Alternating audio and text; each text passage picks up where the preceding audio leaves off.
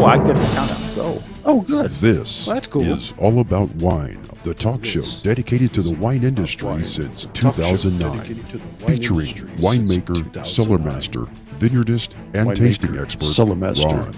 Basically, what we're trying to do on this program is Ron. just trying to educate people and trying to make wine less confusing and more friendly.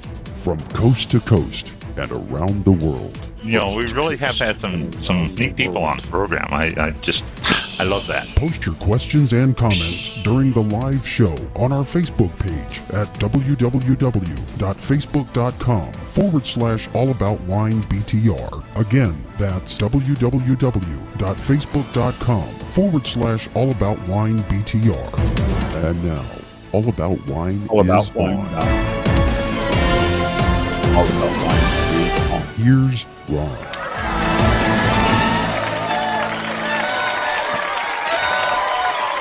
All right. Thank you. Yeah.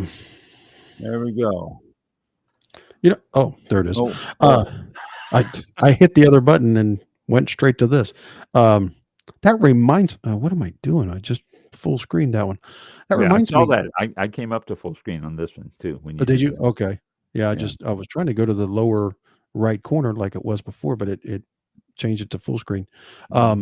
So that intro still shows Blog Talk Radio. It shows. Yeah. What other I need to? comes in on this. Now I've got on this screen. Mhm. On the studio screen, I've got live in the upper left-hand corner of this by my little logo, and I've got Yes. time going on. Yes. That's our. Yeah. That's kind of like a. And then if you see anybody, I don't know if that's the tuning who's listening or what the number is, but hopefully that'll change. Otherwise, we're recording, and but we're here this week. We weren't here last week. Kind of had a oops last week. So. A glitch. Yes. Yeah. Well, for all of you who are listening, and all of you who tuned in last week to listen to All About Wine, being one of your favorite blog shows that you can listen to, I'm sure there was quite a few. Well, Mike went on. We got Restream here, as you know. We've talked about Restream a lot, and that's our new platform. Blog Talk Radio left. Everybody, not just us. It wasn't because they kicked it. Everybody, and so we were. I mean, there has to be hundreds, if not thousands, of blog programs that are just up in the air now.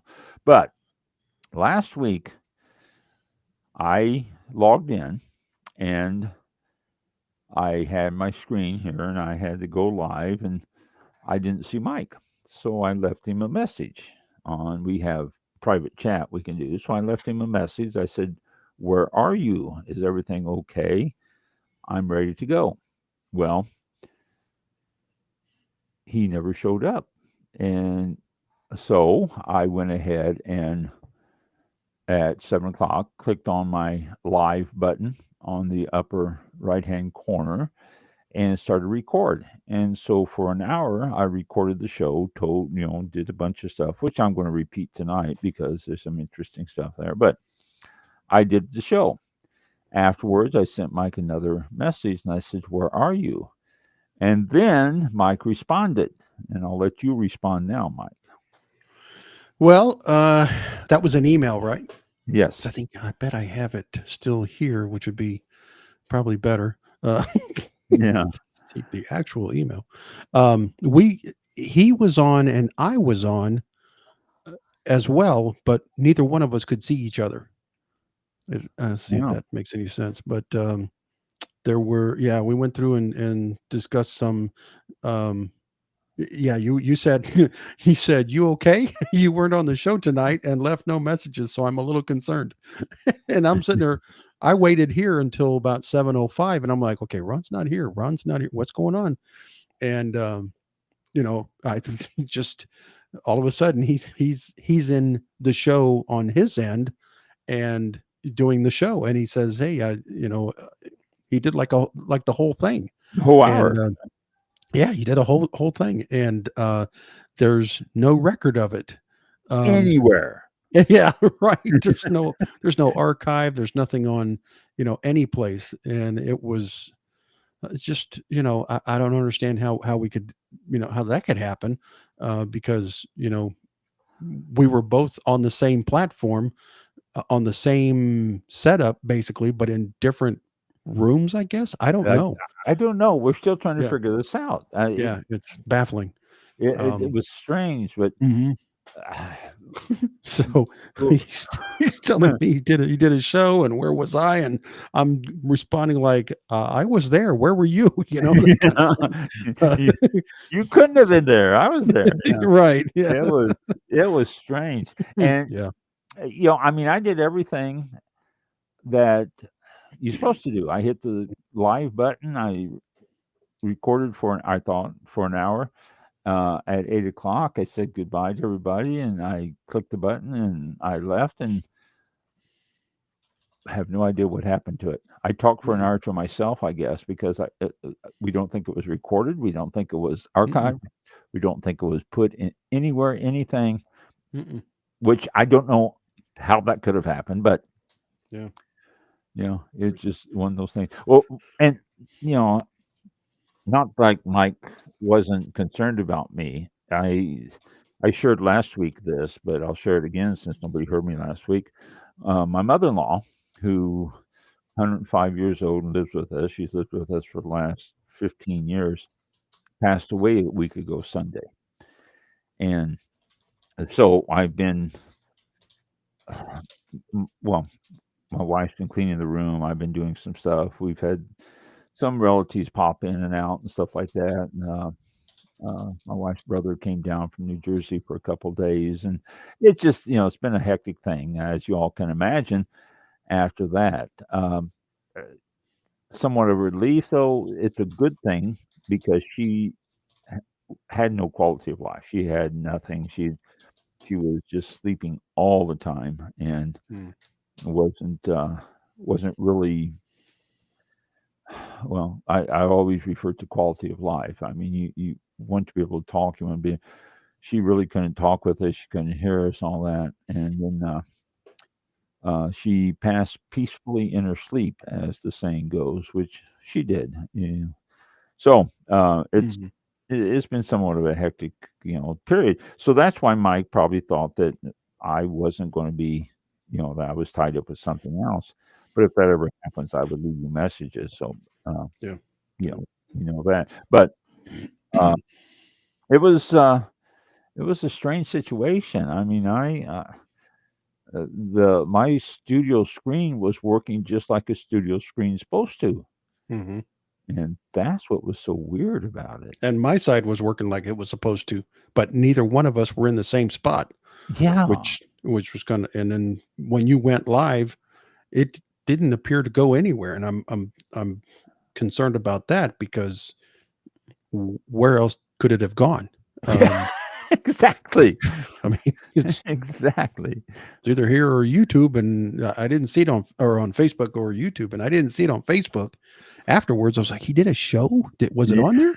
And I didn't see it, and I go, okay, something's not cool. And it wasn't on Restream, on archives or anything on Restream. Nope, nothing anywhere around that. Yeah. So we're baffled. If anybody out there is that familiar with Restream and it's happened to you, let us know. I mean, we are scratching our heads. So yeah. It was a strange situation. So, but I guess we're going out tonight. I guess it's working tonight. There really is no way we know what's happening out there. That's just strange. I guess that's part of radio, though. But it says here, live. It's all about wine on Facebook and YouTube. So I guess it's. And I'm on the Facebook page, and I see it listed there. So All About Wine is live with host. It has the title. You can see the scroll bar going. All right. And so it's on there. It just it wasn't. is on. Yeah, and then the one before that was on. There's a few on there. So yeah. I don't know why. Don't know what happened last week though. But we're back this week. Yeah. And I got a double show to tell you because I got to catch up on a few things from last week and tell you about this week. Oh, day after tomorrow, pitchers and catchers report for spring training, which means that the boys of summer are reporting for work. So, being the boys of summer, that must mean that summer is right around the corner. So, all of you people are listening to this that's, below zero and snow and all that stuff, it won't be long where baseball is going to be played back again and everything will be back to a nice, pleasant weather and all that. So, it's pleasant down here. That's why they're reporting. We're getting highs in the middle during the day of up around close to 80 in a lot of areas here in Florida. So, but the boys of summer report. Let me find things I want to talk about here. As an aside, I want to mention to Mike, remember how much trouble I had with those noise canceling headphones that I bought a while back, and I could not get them to work, and Yep. the voice wouldn't go through, and then I couldn't hear anything. That's what I'm using now. I plugged them back in, and the things work perfect. I thought there's something different. The sound is different. Yeah. It almost sounds like you're on a professional microphone. I was going to ask, like, what did you get something, in the mail, or is it something new, or what? But you don't. These are the ones that they're new, but they're not Mm. really new. These are the ones Mhm. that I tried to use. What was it? A year ago, I guess, something like that. Yeah.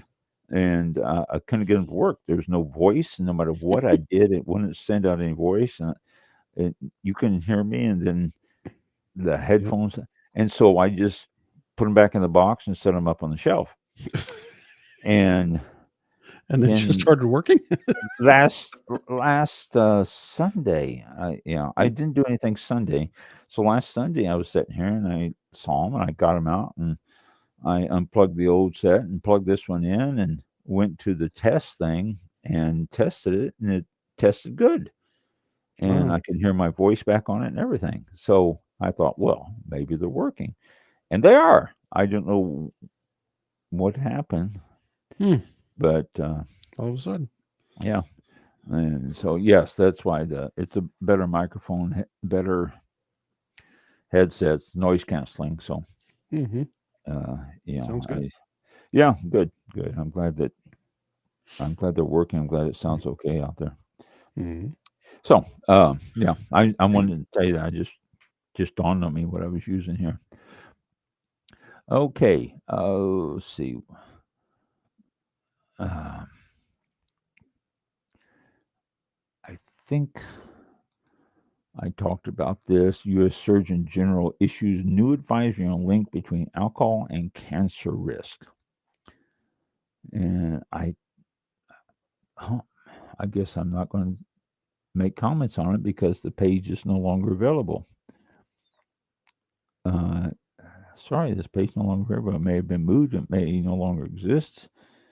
And you may have typed it in incorrectly, which is not an issue. So, but I guess the Surgeon General realized that he should not be criticizing wine, and so he took the post down. Well,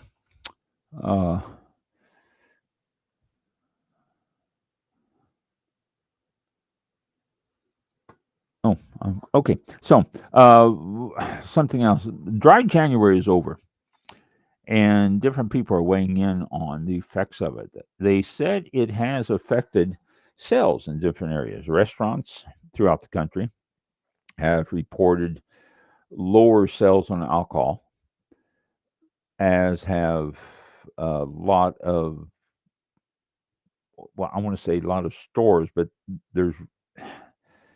it's hard to judge that. The article that I read, and I don't have the article. I'm just remembering this, but the article said that a lot of the stores have seen a percentage drop in sales of liquors and stuff because of dry January. But the biggest effect is in bars and restaurants. That's where the dry January has really showed its effect, if you will. Different bars, especially the ones that reported. I saw the article is in the San Francisco Chronicle. So they were talking about the bars in San Francisco and L.A.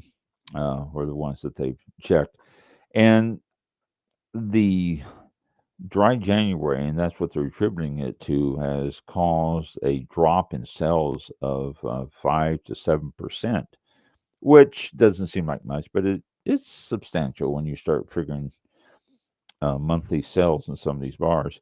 Restaurants also are getting a bigger hit than bars are. If people are going to go to a bar, they're going there to drink, but restaurants are saying that they are not selling as much in alcohol products, wine particularly, because that's usually in restaurants what you have with the meal is a bottle of wine, especially in California.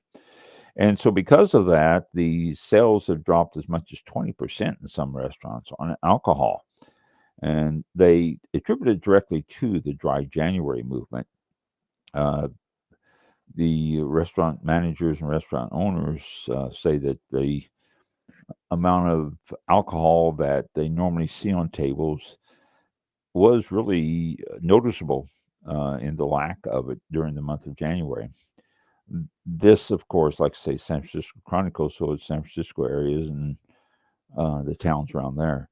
But the effect of dry January, I guess, is taking its toll. Not sure if it's the same thing all across the country. I would guess so because it's a national thing, and not just national; it's an international thing. International dry January look. Excuse me. The French's new health minister, Yannick Neuter, is the first minister to publicly back the campaign of dry January, and the ire he's getting from. Oh, I agree. The ire he's getting from the health ministers and all the other people is really, well, for French, quite verbal. Let's see, defeat de Janvier in French, or dry January, is encouraging the French to rethink their drinking habits and take a break. And a 55-year-old cardiologist who is the Minister of Health, Yannick Neuter, 55-year-old, he's a cardiologist, said that the dry January could continue on beyond January. He says it's good for people, and because of that, the French are quite upset with him overall. The French are making posts and all sorts of stuff about him, and especially the wine industry, because it is obviously rather large in France, and he's saying that they should extend it and all that. So for someone who is the new health minister, he's already in hot water with the wine industry there. So dry January, it's over, though. We're into wet February through December, I guess. Okay, let's see what else I want to talk about here.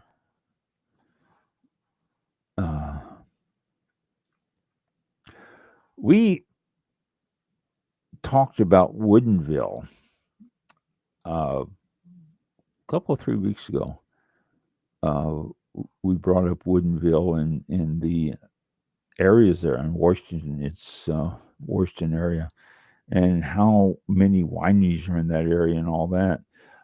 They have a student program that is in Woodinville that is taking students on and trying to get them interested in the industry. It's called the Department of Viticulture and Enology. Has Washington State's Department of Enology has grabbed 8 students and taken them around to what they call the V&E Experimental Learning Fund, getting them interested in wine and the wine industry and all that. And it's a pilot program, but they said that it looks like so many people applied for it. This is going to be something they're going to do each year. And the wine industry actually needs younger people to get into it. There's older people that are in it, and not a lot of young people have been in it, are applying lately. And so this is something good that they can start getting the younger people interested and involved with it. Number of people that applied for this, they say, was very encouraging. They may expand the program beyond 8 people next year. So, but we just talked about Woodinville a couple of weeks ago. Woodinville, Washington, the area there. A lot of wineries in that area. Awful lot of wineries. Let's see. Nothing. Okay.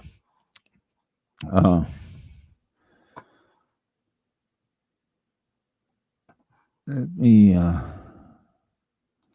look at this. No. These are new ones I just got in, so I haven't had a chance to look and see if there's anything that you all might be interested in. And now they're talking about people there and all that.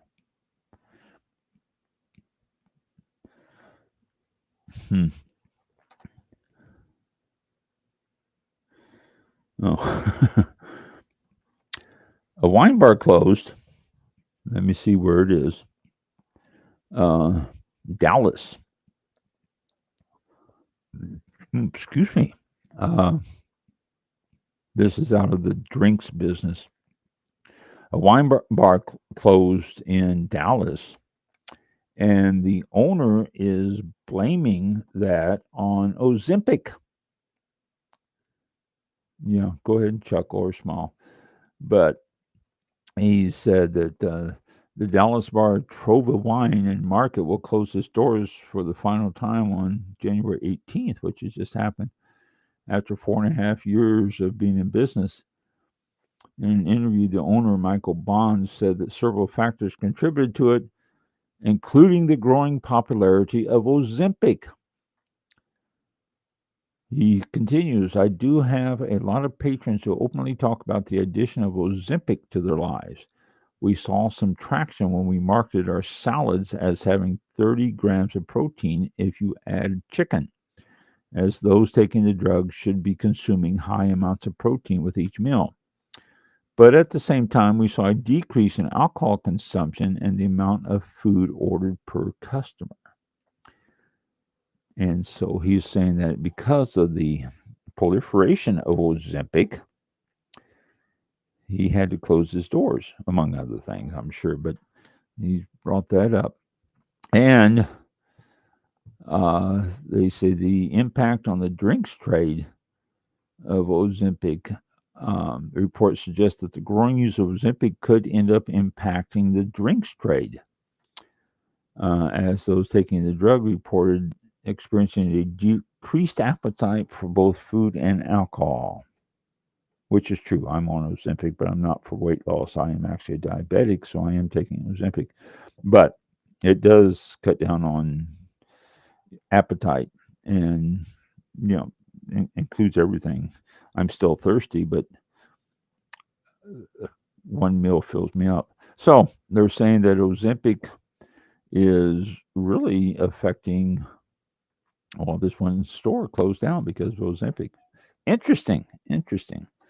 I'm sure a lot of people out there are familiar with it, are using Ozempic, which is the generic name. It's something else. I don't have it in front of me here, but Ozempic is the generic name. And there's others, Wegovy or whatever it is. That's the same stuff. All right. Wine Spectator has unveiled the 2024 Wine of the Year.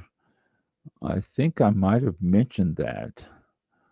Top 10 wine values of 2024.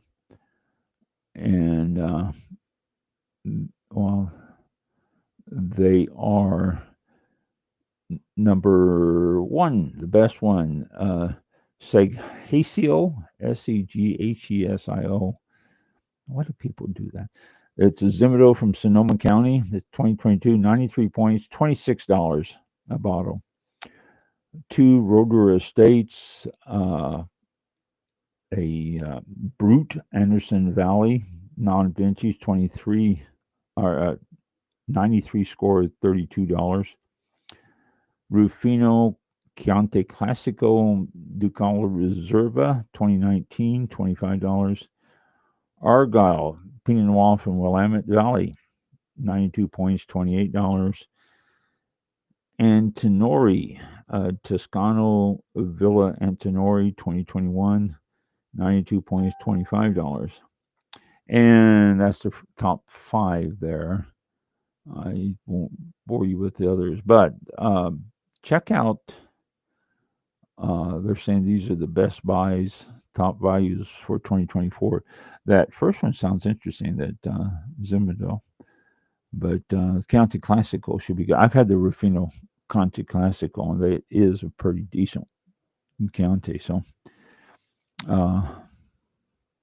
there you go. There's the top 10 Wine Spectator wine values list.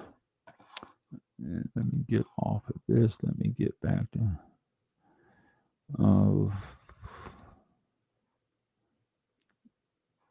okay, and get rid of that.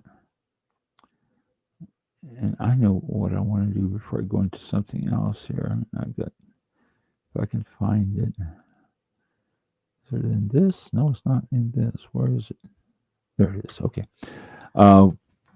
What I want to do is, I have missed so many weeks, or a couple of weeks, because we're not giving you definitions and some of these things. I went through a bunch of them last week. Obviously, they're no good because I wasn't picked up. So I'll have to start over here.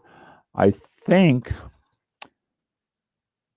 my last post was aspersion from a couple of weeks ago or 3 weeks ago.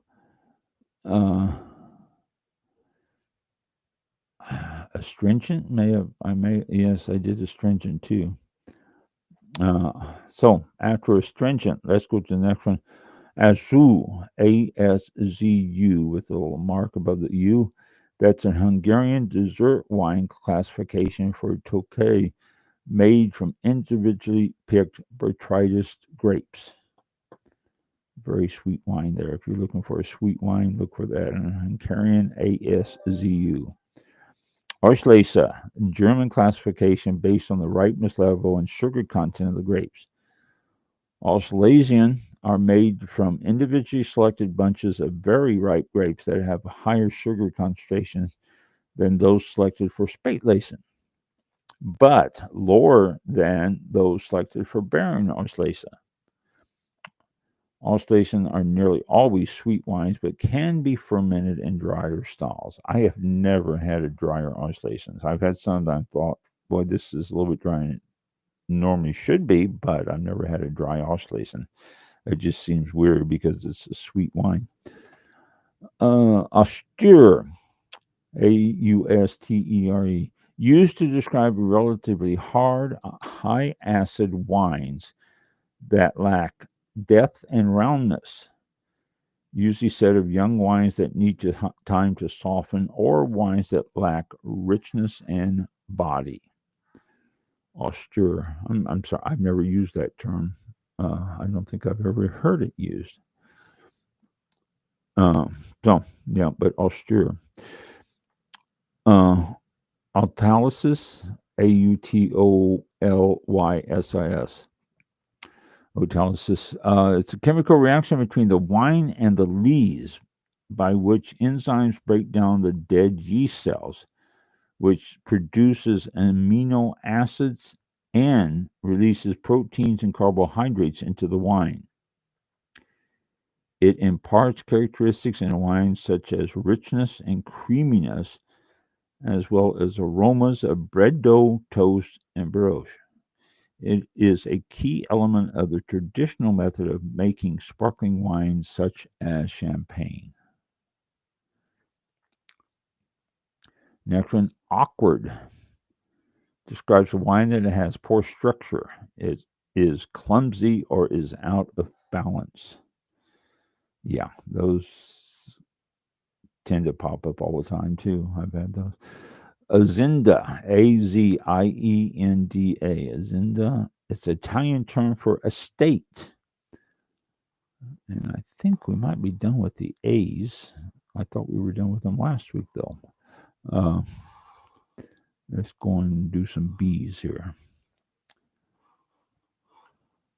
First one, Bacchus. I think it's Bacchus or Bacchus. Let's find out. She has a little. No, it's Bacchus. Bacchus. Bacchus. That is the Roman god of wine. And if you're a wine drinker, you should be familiar with Bacchus. Backbone. This describes the structure of a wine, referring to balanced acidity, alcohol, and, in red wines, tannin. Wines lacking structure are thin and flabby. So if a wine is balanced with the acidity, alcohol, and tannins, then it's referred to as having backbone, as opposed to wines that are off balance or too much acid or something like that. Backward describes a young wine that is less developed than others of its type and class from the same vintage. That's another term I don't think I've used to describe that, but they have it here, backward. Balance. Now, this is important because you're always looking at wines to be in balance. A wine is balanced when its elements are harmonious and no single element dominates the others. The hard components, which is classified as acidity and tannins, balance with the soft components, sweetness, fruit, and alcohol. So any wine that, when it says balance, what you're looking for is a wine that when you sip on it, it doesn't dominate any one particular aspect of it. You want one that is pretty much even all the way around. You have to look to really find one thing you're looking for, like if the acid and tannins are in balance with the sweetness, fruit, and alcohol, all that stuff, then you've got a wine that is not going to bring out one characteristic over another. So balance makes sense. Balthazar. This is a large format bottle that holds the equivalent of 12 to 16 standard bottles. I think a Balthazar, I've always heard like 16. I don't know why they say 12 to 16. But that's it. Barbaresco. This is Nebbiolo-based red wine made in Italy's Piedmont region. Barbaresco. Next one, Barolo. One of Italy's most important wines. Barolo is made from 100% Nebbiolo grapes in Piedmont. Those are very good too. If you pick up a Barolo, it's going to cost you money to get decent ones. You can find them a little bit cheaper. Barrel aged. This denotes a wine that has spent a period of time in barrels before bottling. This affects wines in numerous ways. The flavors in newly blended wines knit together or give more balance. Tannins in red wines soften, and white wines become richer and more full-bodied, which is amazing what barrel aging can do to wines, but that's true. It affects them different ways. Aging in new oak barrels used for the first few times, can add aromas and flavors of vanilla, spice, and smoke. I always look for the vanilla aroma in wines. If it says barrel aged, I'll look for the vanilla aroma because a lot of times you can pick it up right away. It's just a very distinct aroma of the vanilla coming out, especially when it says on the label aged in new oak. Look for the vanilla. Barrel fermented. Now, this is different than your barrel aged, obviously. Barrel fermented denotes wine that has been fermented in small cask. And they're saying usually 55-gallon oak barrels, which is the standard size barrels that you see around. They do make enormously large barrels that you can age stuff in and all that, but 55-gallon is usually the standard one that you see. Using 55 instead of large tanks. Advocates believe advocates believe that barrel fermentation contributes to greater harmony between the oak and the wine. It also increases body and adds complexity, texture, and flavor to certain wine types. So all that coming out of barrel fermentation.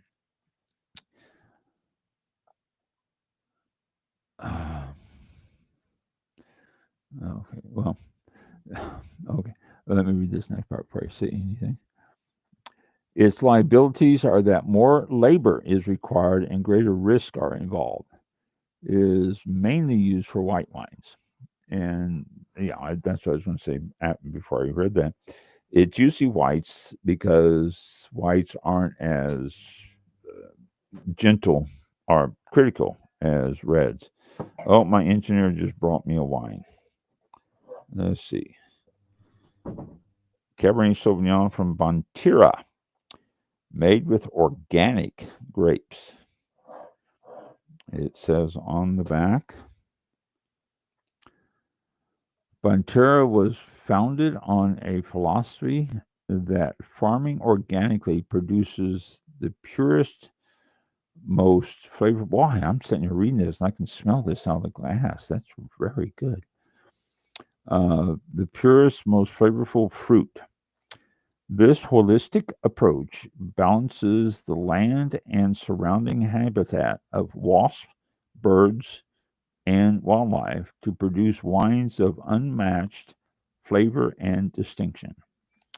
Our Cabernet Sauvignon offers hints of black pepper, vanilla spice, and rich berry plum flavors. Boy, I can really smell this. I have the glass sitting here while I was reading this. I lean forward to get my little light, and the aroma really came out. Very good. Very, very good. It's got, I'm not picking up much vanilla, but sure I'm getting some black pepper in the nose. Oh, there's the vanilla. Hint of it, not real strong.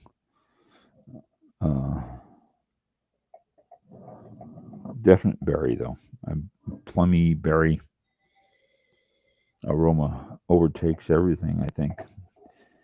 Okay, let's see what this tastes like.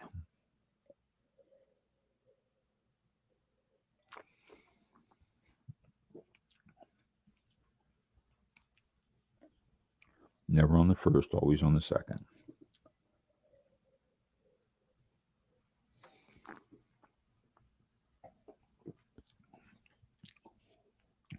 That's good. Little acidic. What year did I say it was? I didn't, did I? 2022. So it's still a little bit young. A little acidic. I don't detect a whole lot of tannins. So the balance between the tannins and the acid isn't quite there, but it's got some good flavors.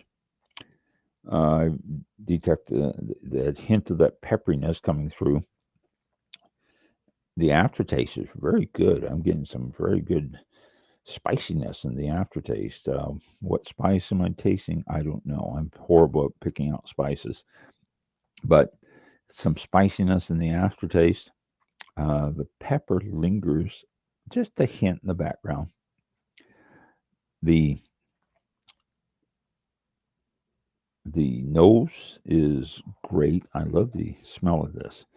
Overall, interesting wine. Very interesting wine. Bonterra, Bonterra, out of it's California, but where in California?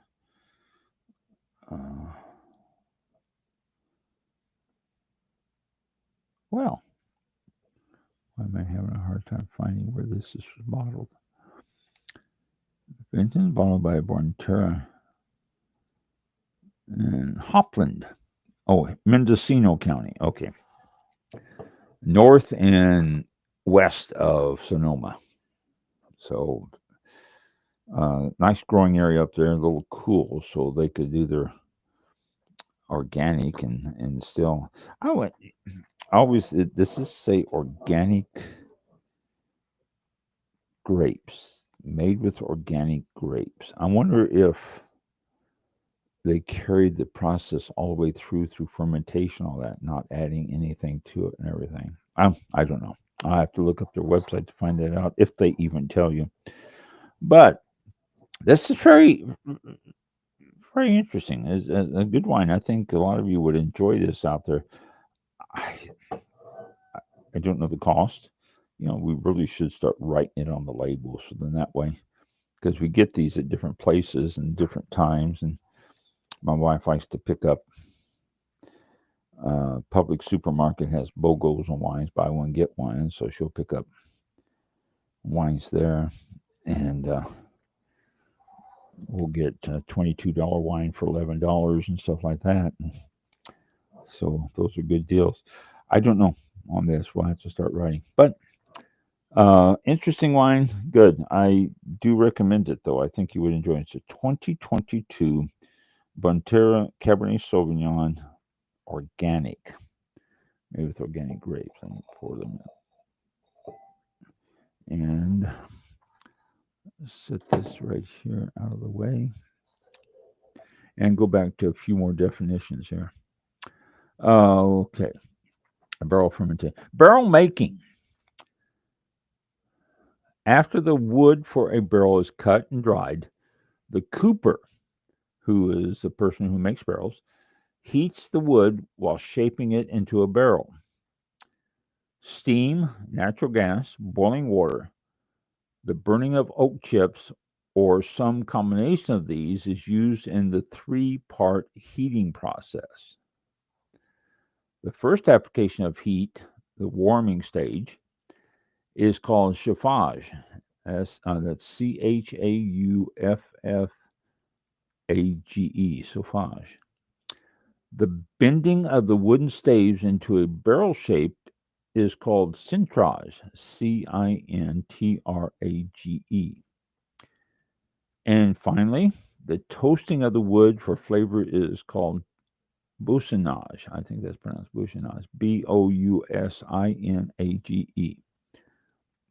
These are the steps of making barrel. They usually toast the wood after it is a barrel. Put the staves on the barrel, put the rings around it, and get it nice and tight.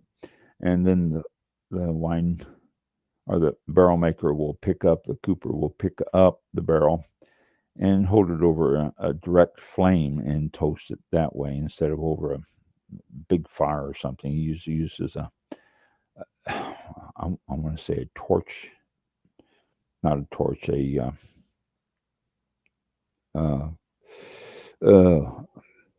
individually pointed flame, so you can control it better. So that's I've never had a barrel maker on the show. We have been doing this for 14 years, and well, more than that, almost 16 years. In fact, we have an anniversary coming up here sometime soon for All About Wine anniversary. Started in 2009, so 16 years it'll be. Wow. But we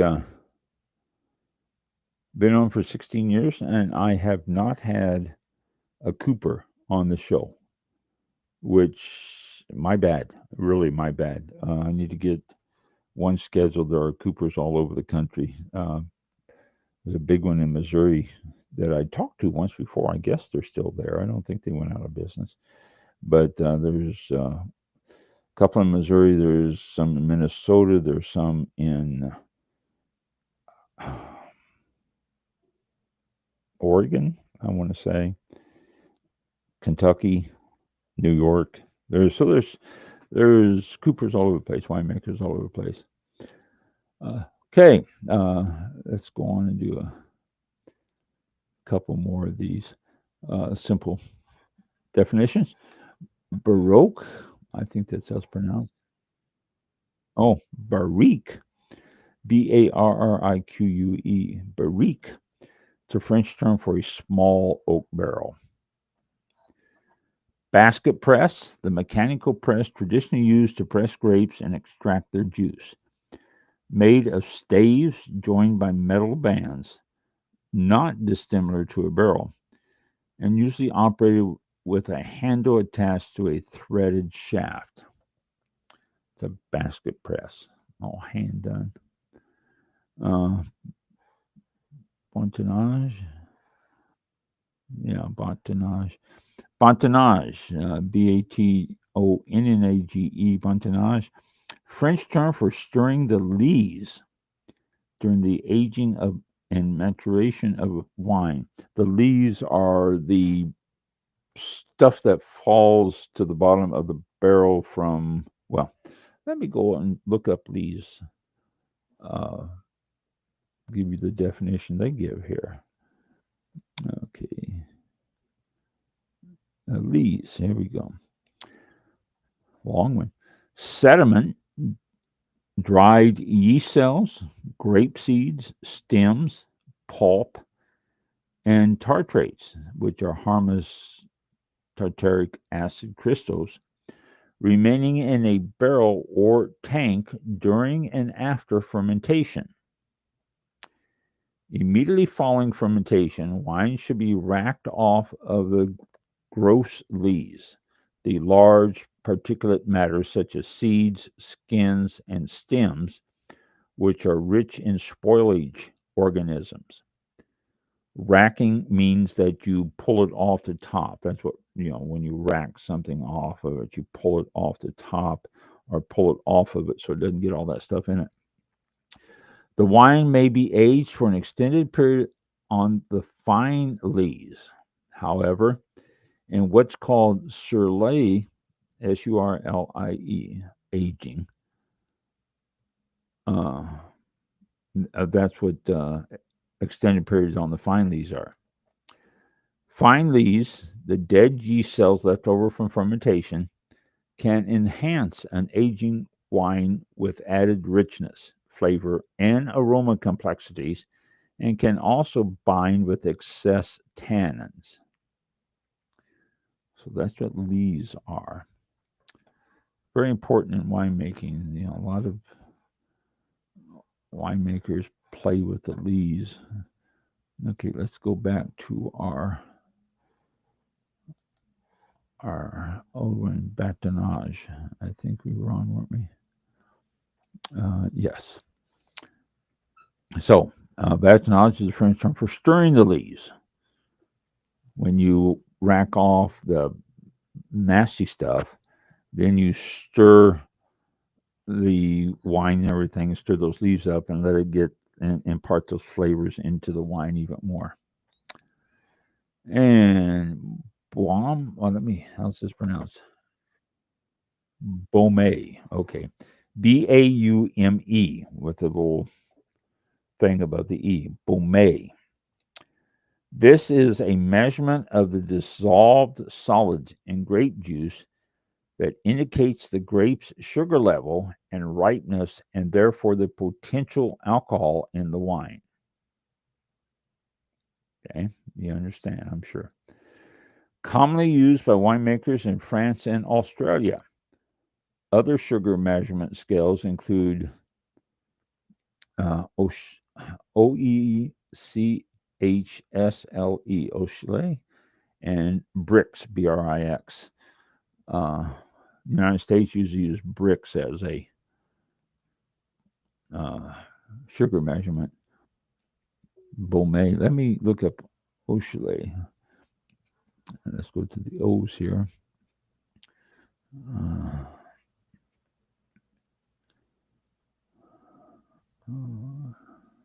They don't have it. Why not? Actually, old wine. Oh, there it is. And it is pronounced Exley. OECHSLE, Exley. It's German. That's why it's pronounced with a hard CH. This is the scale used in Germany to measure sugar levels and other solids in grapes, or must, to determine ripeness and potential alcohol. And this scale is based on the density and specific gravity of the must. And so is Brix.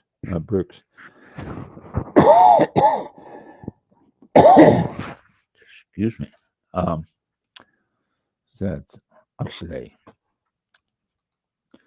Okay. Oh, crap. Okay. So we are done with definitions for today. We've had enough. We'll end with that. Okay. I want to go back to this here. And is that the one? Okay. Yes. This is dated February the 6th. The article is dated February 6th. It just appeared yesterday in my feeds, but February 6th. It says President Trump enacted some of the tariffs he threatened until he didn't, for the most part. February 6th. That's today, February 6th. I acted like it was a long time ago, but yeah, that's today. For now, tariffs are on a holding pattern.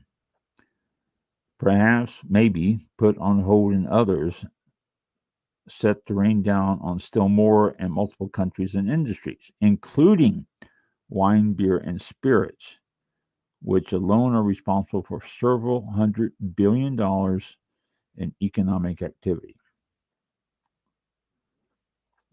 So we got to wait until we find out what the president has decided to do. It is clear that the impact of maybe not tariffs on the wine, spirits, and beer industry will be even more widespread and chaotic than in 2019. That was when he slapped a 25% tariff on most wines from France, Spain, and Germany. Wine importers shelled out an additional $239 million in tariffs over the next year and a half from 2019 on. This time around, he enacted a 25% across-the-board tariff on all goods from Canada and Mexico, and a 10% tariff on all goods from China. As of Tuesday morning, which is 2 days ago, the tariffs against China went into effect, and China responded with a 15% tariff on coal and liquefied natural gas products and a 10% tariff on crude oil, agricultural machinery, and large engine cars. China also announced that it will launch an antitrust investigation into Google. Okay, for whatever that's worth. So let me see what else it says about wine. This other stuff is important, but I'm curious about wine. And it doesn't say any. Oh, here we go. David Parker, founder and CEO of the Napa wine retailer Benchmark Wine Group says, quote, the fluid and uncertain nature of the proposed tariffs are factors that everyone in the industry is trying to navigate. It is the uncertainty itself that is causing the most upheaval. While a known increased cost in bringing wine into the country would not be welcome, it is something that we can plan for together with our clients and forecast. To not know from day to day what will happen is more distracting to business, especially in light of the very fast imposition of tariffs on wine in 2019 that caught shipments in transit and imposed very high surprise fees on U.S. importers. Okay, so we don't know. That's really what it boils down to. We don't know. We don't know if it's going to happen or if it's not. 25% on wine is a lot. And that's 1/4 an increase on every bottle of wine, if you look at it that way. Let me read you this last little section here. It's almost quitting time, but let me read you this. This says what tariffs do and why. Boiled down, a tariff is a tax on an imported good. Okay, I believe I understand that. Last Saturday, Trump's executive order was dubbed imposing duties to address the flow of illicit drugs across our northern border. He explained on Truth Social that his goal was to protect Americans from, quote, illegal aliens and deadly drugs, end quote, including fentanyl. But Trump associates have revealed other motivation. At his confirmation hearing, Trump's Treasury Secretary Scott Bissett told senators that he expected Trump to enact tariffs to fix unfair trade practices, raise revenue, and as a negotiation tactic when making deals with foreign leaders. Will they work as intended, though? Economists broadly warn that tariffs are taxes essentially paid for by consumers who have to shell out for pricier goods. Broadly, tariffs also strangle the U.S. economy. According to the nonpartisan tax policy nonprofit, the Tax Foundation, the tariffs that Trump has put in place will shrink economic output by 0.4% and increase taxes by $1.2 trillion between 2025 and 2034, which amounts to an extra $830 per U.S. household this year alone. The gross domestic product will be slashed by 0.2%, and 142,000 jobs will be eliminated. That's the big picture.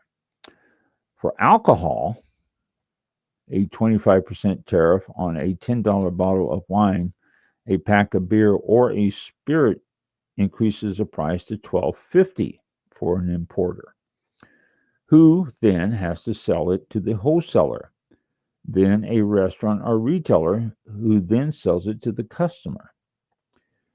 Along the way, each tier pads the price, which means your days of sipping bargain cervezas and margaritas, the most ordered cocktail, in the U.S., according to Nelson CGA's recent cocktail sales snapshot, are likely over, which means that wine's going to go up also.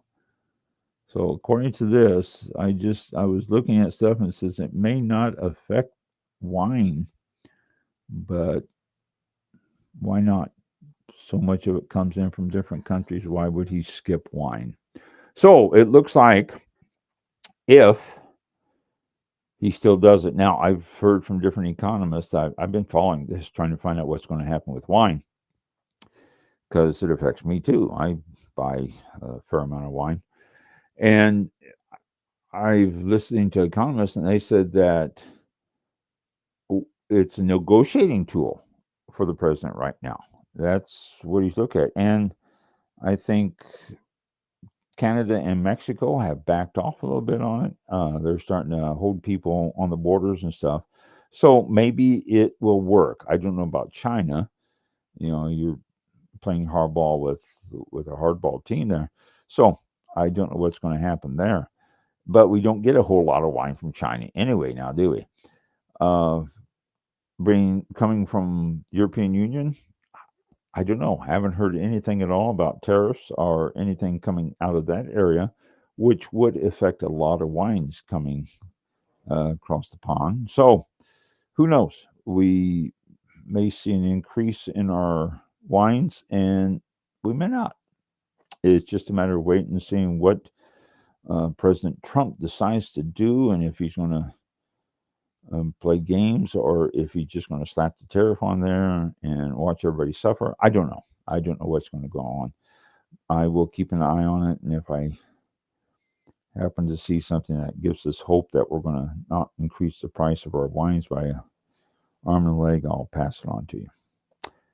So that's it for this evening. Remains to be seen what's going to happen with that, the decisions. So with that, looks like we got through a successful show again. So that's a good thing. That's a good thing. Yeah.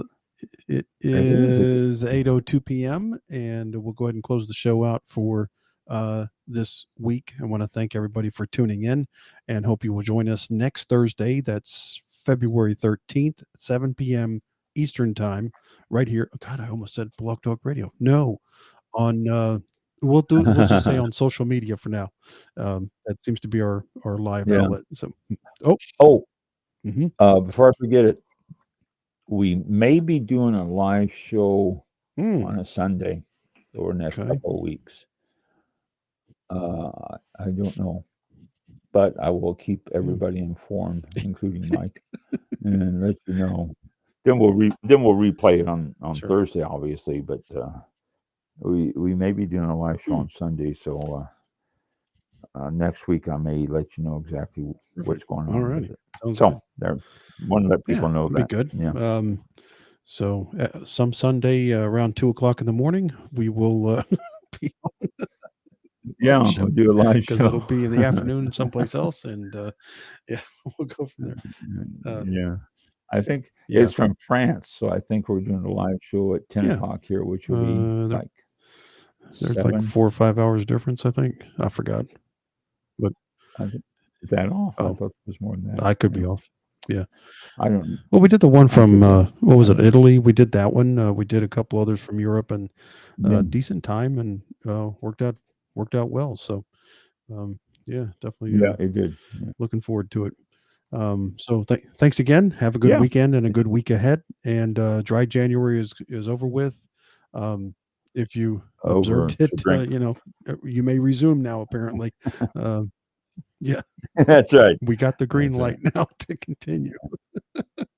Yeah. Pick up some wine because if those tariffs kick in, you're going to be paying more. Have a good one. Thanks a lot, and we'll see you next time.